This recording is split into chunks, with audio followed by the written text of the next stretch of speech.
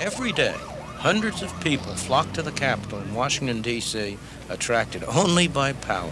You're going to have political action committees who are unable. Any letters or constituency mail? That power has accumulated here over the past 50 years at the seat of government of the most powerful nation on earth. Bill Hendricks from my staff. How do you do? Glad to meet you. See you. How are you? What are you talking about? Guns?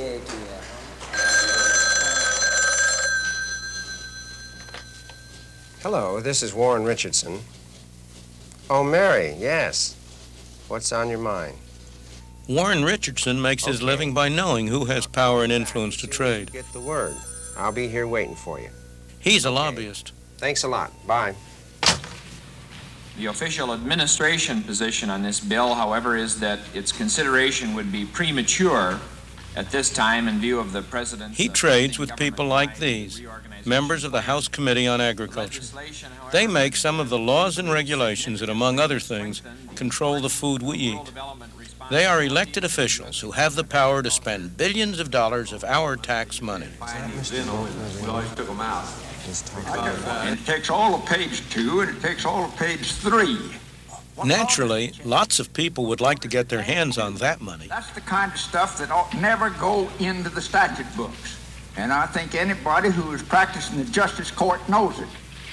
You know, the way you get common sense administration is by having common sense administrators. And I feel like there's more common sense administration in agriculture. Access is all important. And how you gain access. It used to be that there are only maybe a few hundred lobbyists in this town. Now we record up to 15,000 lobbyists, plus ancillary personnel of secretaries, receptionists, and typists. And the researchers that go with that. They're calling upon all the law firms imaginable. So there's a tremendous support base out there for the lobbying effort. You don't have to walk these corridors very long before you begin to realize that the concentration of power in the hands of a few people, however well-intentioned, is a real threat to the freedom of the individual. Of course, Warren Richardson doesn't see it that way. Over the years, he's successfully lobbied for special interest groups in energy, environment, wages, and prices. Today, he's arguing the case for another special interest, the National Action Committee on Labor Law Reform, hoping to swing influence his way. Bill goes overboard in terms of... Much, much too far. There's hardly a time when the corridors of congressional office buildings are not peppered with people waiting for their chance to see and influence the elected men at the center of power. Set aside within that legislation for funds for communities of 50,000 and under, the goals of the existing law and certain statutory paperwork requirements are often very unrealistic for smaller communities. The deals made here affect all of us, and sometimes in ways we don't like. But don't blame the people making the deals. They're just pursuing their own self-interest, which may be as narrow as making a buck or as broad as trying to reform the world. We, the citizens, are to blame because we've handed over so much of our lives, our personal decision-making to government.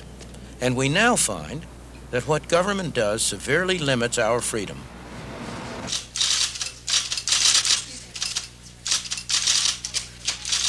The leather and wood-paneled official offices of a congressman in Washington, D.C.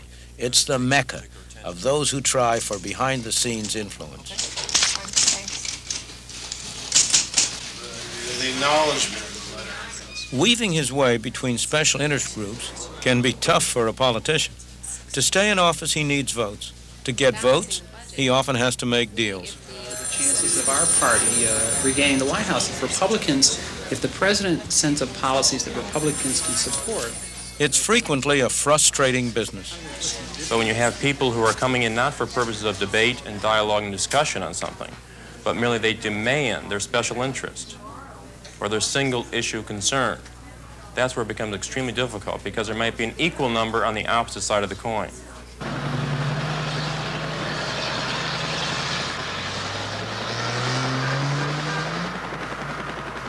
Every time I come to Washington, I'm impressed all over again with how much power is concentrated in this city. But we must understand the character of that power.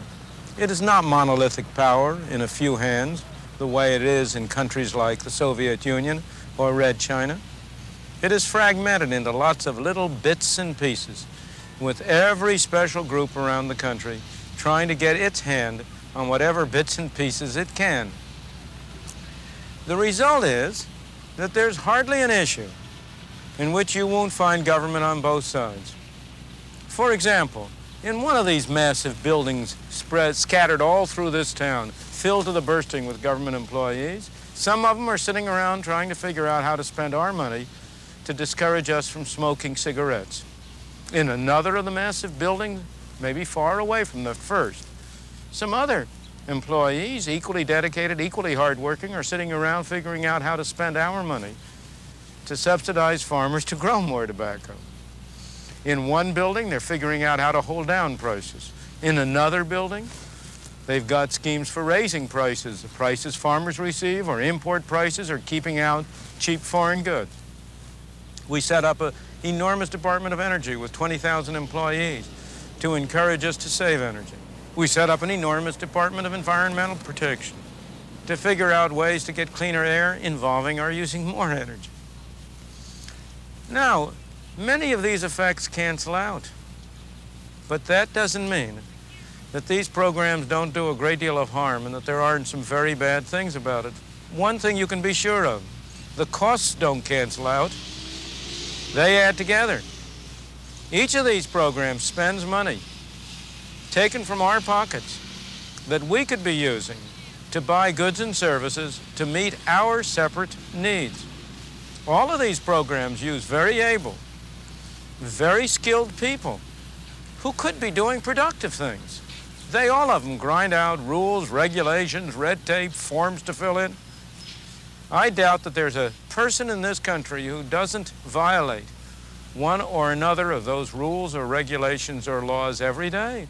Not because he wants to or intends to, but simply because it's impossible for anybody to know what they all are.